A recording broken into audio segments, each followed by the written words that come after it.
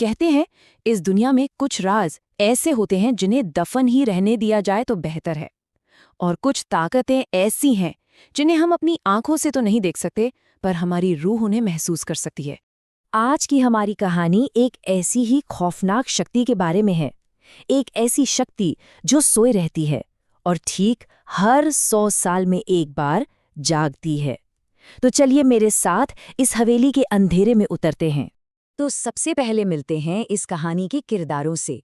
रिहान और नेहा दोनों ही लेखक थे और शहर की भाग-दौड़ भरी जिंदगी से पूरी तरह थक चुके थे। बस सुकून की तलाश में उन्होंने एक फैसला लिया जो उनकी जिंदगी का सबसे खौफनाक फैसला बनने वाला था। उन्होंने महाराष्ट्र के एक छोटे से शांत गांव में एक पुरानी हवेली खरीदी। हवेली दिखने में बेहद खूबसूरत थी और काफी सस्ते में भी मिल गई। वजह, उसके पुराने मालिक की मौत के बाद से वो सालों से वीरान पड़ी थी। रिहान और नेहा के लिए तो सब कुछ एकदम परफेक्ट था, एक नई जिंदगी की खामोश और सुकून भरी शुरुआत।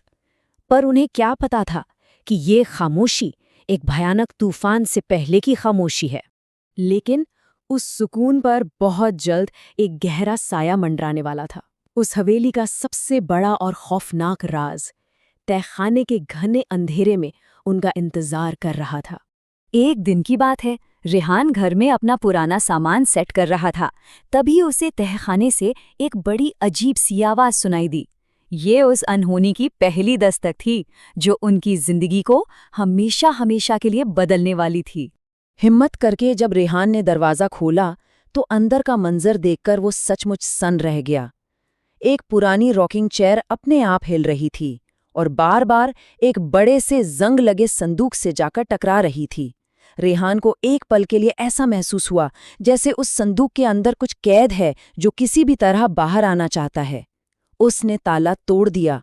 संदूक के खुलते ही एक बर्फीली हवा का झोंका आया जिसने रिहान की रूह तक को कंपा दिया।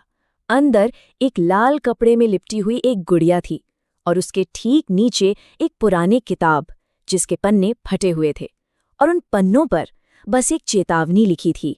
लेकिन रिहान खुद को रोक नहीं पाया। वो उस गुड़िया को संदूक समेत ऊपर अपने स्टडी रूम में ले आया और बस उसी रात से उसकी पूरी दुनिया ही बदल गई। उसे रात में दर्द भरी चीखें सुनाई देती, घर की बत्तियां अपने आप जलती बुझती और कभी-कभी तो अंधेरे में मरे हुए लोगों के खौफनाक चेहरे भी नजर आते। लेकिन नेहा को उसकी किसी भी बात पर यकीन नहीं था। वो इस खौफ में बिल्कुल अकेला पड़ गया था। रिहान अब तक समझ चुका था कि मामला बहुत गड़बड़ है। उसने उस किताब के फटे हुए पन्नों से राज जानने की कोशिश की और आसपास के गांव वालों से त्रिगोरी के बारे में पूछना शुरू कर दिया। तब जाकर किसी ने उसे गांव के एक पुराने पंडित के पास भेजा।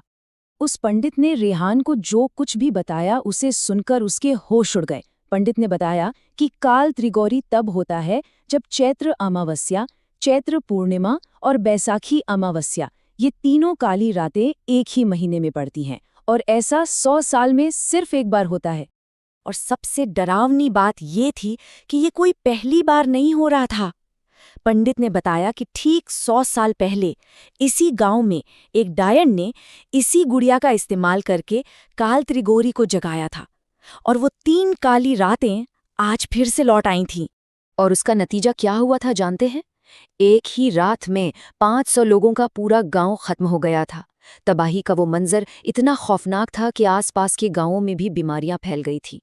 ये सिर्फ एक कहानी नहीं थी, ये एक चेतावनी थी आने वाले खतरे की। ये सब सुनकर रेहान पूरी तरह टूट गया और उसने पंडित से मदद की गुहार लगाई। पंडित 2 दिन बाद उनके घर आया, त्रिगोरी को शांत करने के लिए एक खास शुद्धिकरण अनुष्ठान करने। लेकिन पूजा का सामान देखकर ही रिहान और नेहा की रूह कांप गई। इंसानी खोपड़ियां, मरे हुए जानवरों के अवशेष, ये कोई आम पूजा तो बिल्कुल नहीं थी। पंडित ने उस गुड़िया को लाल कपड़े से निकाला और पूजा की वेदी के बीचों बीच रख दिया। जैसे ही पंडित ने मंत्र पढ़ने शुरू किए, चारों तरफ से दर्दनाक चीखें गूंजने लगीं और तभी उन सब ने देखा कि दीवार के अंदर से एक 10 फुट लंबी खौफनाक परछाई उनकी तरफ बढ़ रही थी।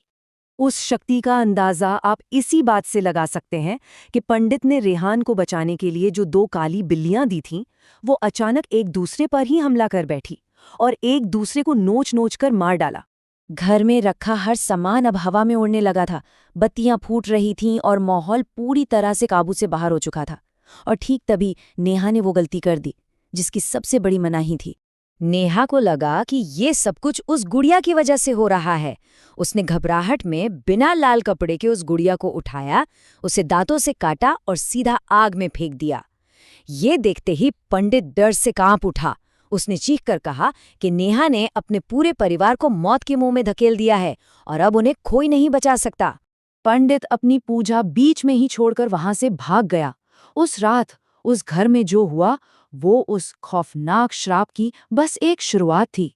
अगली सुबह ही खबर आई कि नेहा के माँ बाप के घर में रात में आग लग गई और दोनों मरे गए। कुछ ही देर बाद उस पंडित की भी जंगल में लाश मिली। और सबसे खौफनाक बात, जब रेहान उस संदूक को जलाने गया तो उसने देखा कि वो जली हुई काली गुड़िया वापस जुड़ गई थी और संदूक के ऊपर बैठकर उसे ही घूर रही थी। इसके बाद उस घर से सिर्फ चीखने की ही आवाजें सुनाई दी।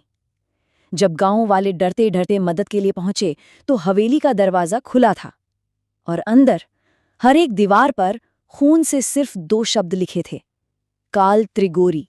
पुलिस को रेहान और नेहा की लाशें तहखाने में मिली। वहीं पर रेहान की डायरी भी मिली जिसमें उसने पिछले कुछ दिनों में हुई हर एक खौफनाक घटना का जिक्र किया था। लेकिन जब पुलिस ने पूरा घर छाना तो उन्हें ना तो वो जंग लगा संदूक मिला और ना ही वो गुड़िया। तो अब सबसे बड़ा सवाल ये है कि अगर वो शक्ति हर 100 साल बाद जागती है और उसका जरिया वो गुड़िया है, तो फिर वो गुड़िया अब कहाँ है? क्या वो किसी और का इंतजार कर रही है? और 100 साल बाद जब वो फिर जागेगी तब क्या होगा?